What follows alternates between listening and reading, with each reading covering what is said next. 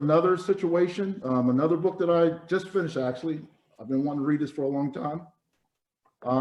This is Malcolm X. You guys have probably heard of him. Okay, Malcolm X was, he was up north, so he wasn't down south. Growing up, he lived in like Michigan. He went from Michigan as a child, and then he lived in New York City, and he lived in Boston.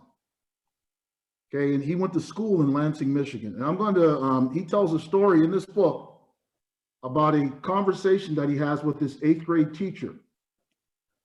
Now, he said that in school, the teachers would actually address black kids with the N-word when he was going to school. So I'm going to show you a conversation, then I'm going to show you a YouTube clip that goes along with this. So Malcolm X wrote this in his book. This is in the 1940s, conversation with his 8th grade teacher. Malcolm, in his book, Malcolm says that he was like an honor student.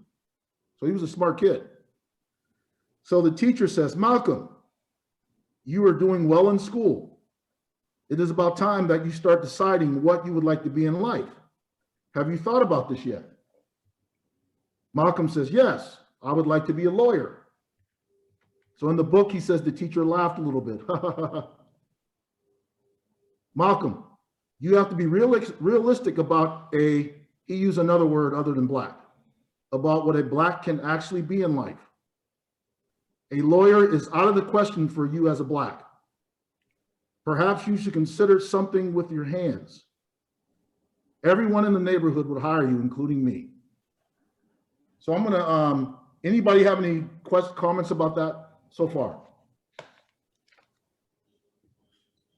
I think it's kind of interesting that the teacher kind of tries to frame that as a compliment at the end of the remark. Oh yeah, you should do something with your hands. Everybody would hire you. Like the teacher in that situation may think that they're actually giving Malcolm a compliment because they're saying he's good with his hands, he'd have an easy time getting a job. But at the same time, like the statement is basically predicated on the notion that, well, what you actually want to be in life, that path is not available to you because of something you have no control over. And like, even if you remove the racist language from it, he's basically, the teacher is telling this kid like what you can and can't be as a person. Like he's straight up laying it out for you that the system is not going to let you choose the career path that you want. Here's what you can actually do. Oh, you'd be real good at that thing you don't want to do. And it's just like, that's a really succinct expression of how systemic oppression works. It's such a crazy notion to the teacher that this very, very erudite guy, Malcolm X, would ever want to become a lawyer, that he actually laughs at it. That's systemic oppression. So what I want you to imagine, because I kind of thought about this, if this teacher had a 35-year career, and let's say he dealt with 10 black kids a year and 10 white kids, 350 black students, 350 white students.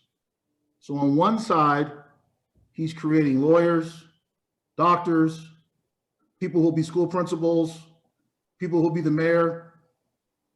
On the other side, he's creating, like Malcolm X said, those who will shine people's shoes, those who will wait tables, those who will be, you know, people working with their hands, those who will be landscapers, or, you know, I guess they were looking down on that.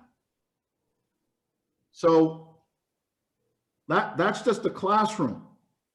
What if the whole school had that mindset? What if the whole school district in Malcolm X's town had that mindset? What if the whole community had that mindset? What if our nation had that mindset at the time? What happened?